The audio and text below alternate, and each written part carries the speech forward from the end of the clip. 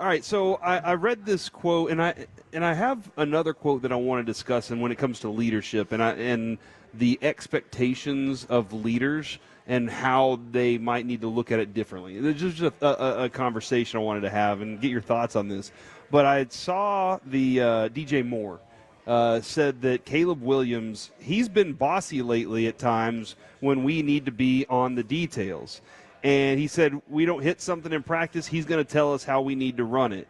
And when we're in the game, we need to make sure that it works because he's going to have some words for you if it doesn't. That's him being a leader. Sounds a little sassy, you know what I mean? I think partially, actually Caleb Williams said this, I think partially it was me learning everybody and understanding how everybody reacts to certain things. And then he said being able to go over and talk to them, understand what they need to hear, and then moving on, that's the most important part. And DJ Moore said, I took his advice. I listened, and Big Bro had to take a back seat for a second. He thinks he's Big Bro. I had to listen to him because he's the quarterback, and he's got this role that he has to take care of these people. And I thought that was a really interesting perspective on a young quarterback. These guys are getting thrown into – they're 22 years old, and now they're having to talk to 28, 30-year-old men and say, I'm going to lead you to this. And it's happening more and more every year that these guys are doing it. That's why Dak has – that's ultimately why Dak gained the respect of the Joneses and the coaches and his team so quickly because he was able to rally a group and understand.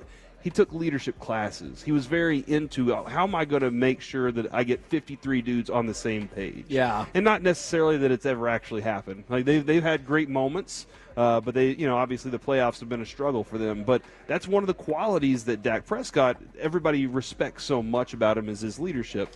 I wanted to throw this other quote out to you real quick, Kevin, because I found this really interesting. I was watching a video on TikTok, and one of the guys, he talks a lot about leadership, and this was the quote: leaders are not responsible for results. Leaders are responsible for the people responsible for the results. Ooh, I kind of like that. They're responsible for the environment that creates productivity. That doesn't mean that they don't take the blame, because they take the blame a lot, but the best leaders do put up shields for their team.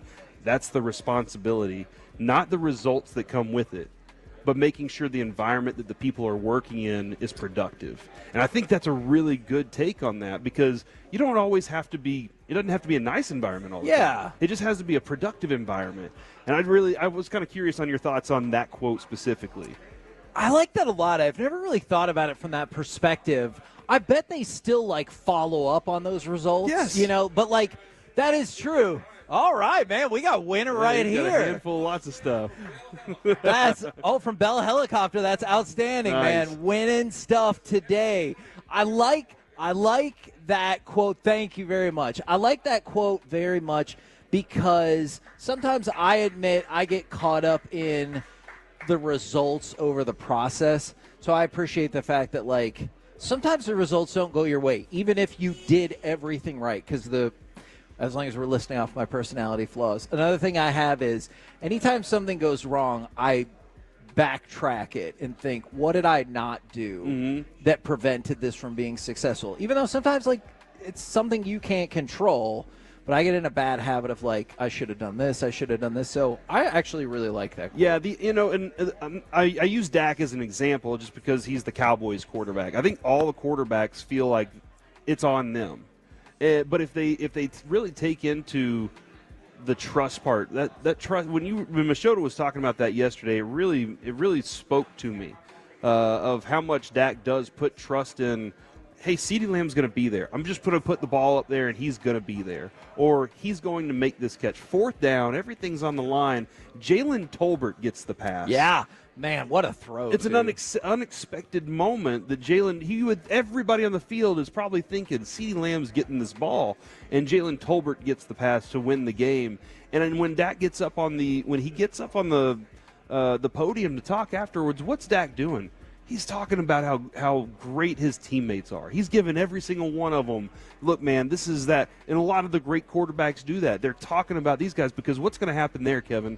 That guy, Jalen Tolbert's going to hear it. Yeah. He's going to say, I love that dude for what he just said about me, and he's going to buy in on what the room is doing. And Dak takes another thing I like about Dak, he takes a lot of responsibility because the worst leader or boss in the world, the worst is all the good ideas were mine.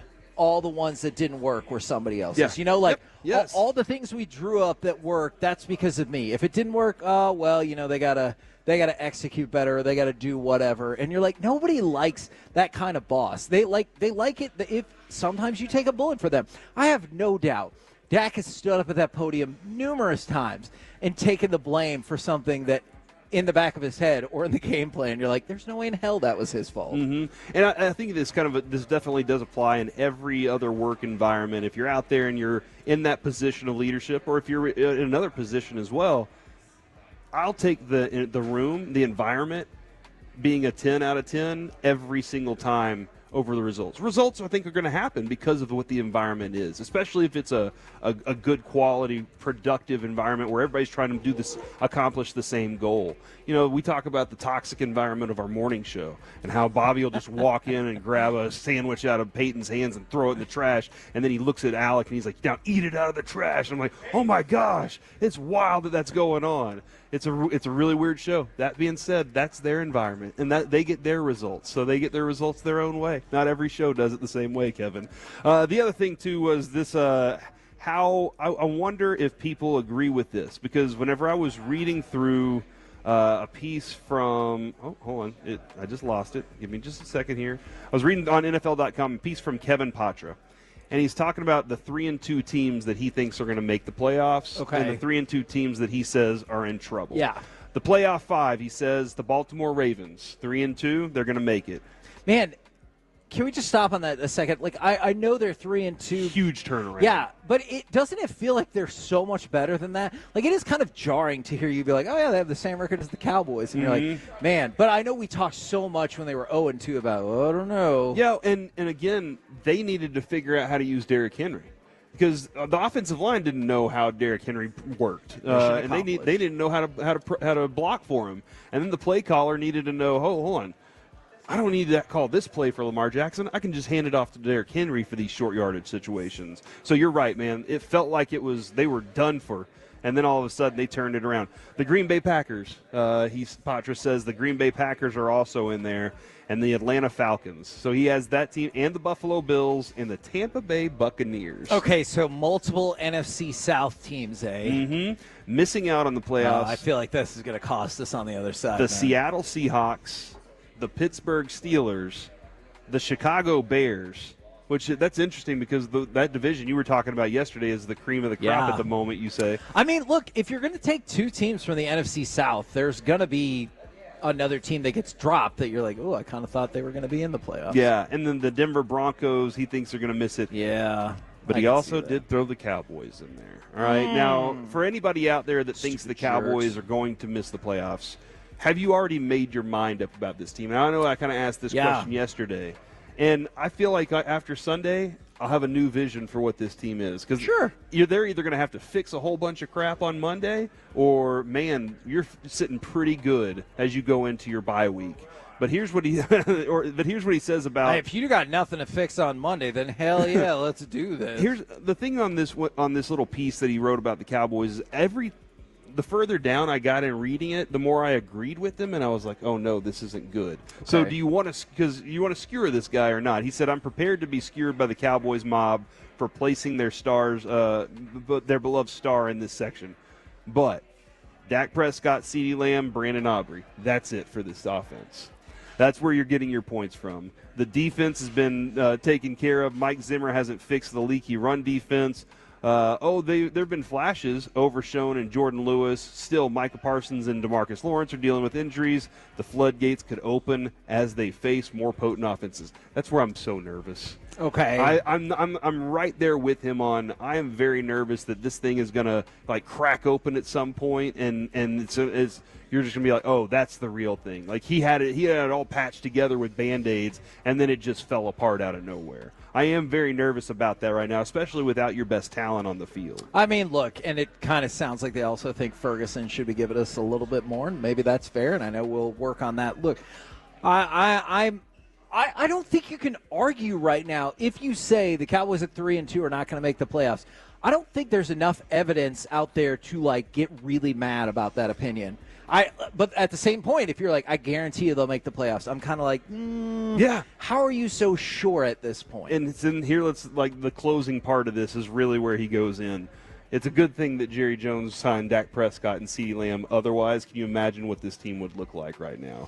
That is what they are. Oh, my gosh. The running game's a whisper. The non-Lamb pass attack is more inconsistent than a toddler's mood. The offensive line was already blah. Now Dak and CeeDee might be enough to beat a punchless Brown squad, hold off the Giants, outscore a fruitless Steelers offense. But what else is there to hang their hat on? And I wanted to be mad because I was like, whatever, man. But the more I read it, I was like, he's making really valid points. The Cowboys, like, this is at the point now where they got to turn that around. Like, this is the opportunity to do it against this Lions team this weekend. Again, you get 2 weeks where everybody's really like, oh, my gosh, hold on. They took down that team. It could be a huge confidence boost for that locker room. But I feel like, Kevin, I haven't looked at the fan text. I feel like a lot of the people on the fan text are like, no, that's pretty accurate. I haven't checked that yet, though. So continuous improvement, getting guys back and younger guys stepping up. That's pretty interesting. That guy's an idiot. The Broncos are making the playoffs.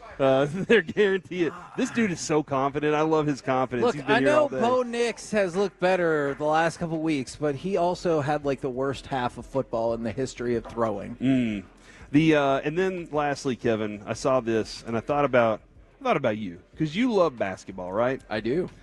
A fraternity at Kentucky, their president of their fraternity tried out for the Kentucky basketball team and made it. Okay. He is 6'5" and plays basketball. Oh wow. And he goes out. Zachary Toe is his name, and he goes out there and tries out and makes the Kentucky basketball team. Okay. And I like to think that's, of. First of all, that's really impressive. Yeah. Like, that's a really good team traditionally. Yeah, he's going to have 20,000 people going nuts based on what he's doing, chanting his name and stuff like that.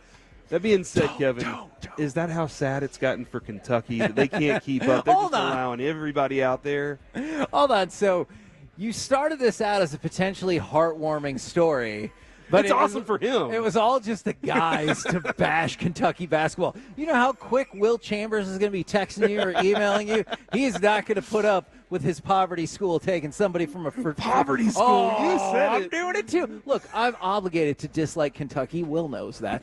But I do think it's really cool that you can be like, yeah, all right, I'll try out for the team. And they're like, guess what? You made it. Yeah, it's really cool for the person, really sad for the team that they're having. That being said, what if it was one of those, like, they always do this and nobody ever makes it, and this is the one guy that got through? And they're like, hold on, how did we not know this dude could hoop?